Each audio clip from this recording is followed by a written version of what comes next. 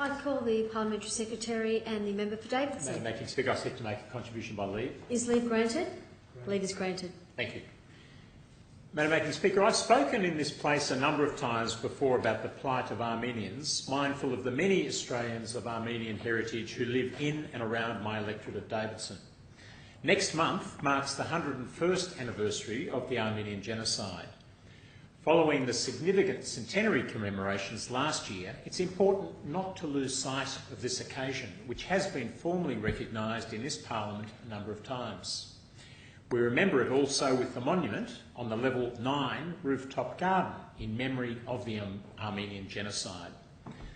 While those alive today did not personally experience the genocide, its effects live on with many people of Armenian heritage who now call Australia home.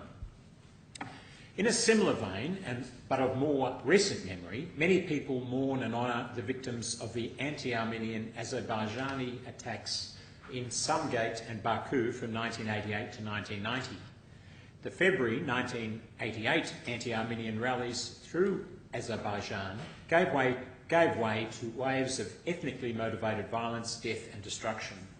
Consequently, Azerbaijan's Armenian community all but disappeared, with thousands displaced, culminating in a war involving the people of Nagorno-Karabakh, otherwise known as Artsakh. I understand that war resulted in almost 30,000 dead on both sides. Hundreds of thousands of refugees were forced to flee their homes. To this day, justice and resolution continues to be sought on behalf of many of those who lost their lives or were displaced by this violence. Madam Acting Speaker, tensions and border skirmishes have continued in the region despite an official ceasefire in Nagorno-Karabakh occurring in 1994. Many displaced Armenian families have sought refuge, including in New South Wales, and are now making vital contributions in our society. I'm proud to support the Armenian Australian community, which includes numerous constituents in Davidson electorate, in remembrance of such tragic events.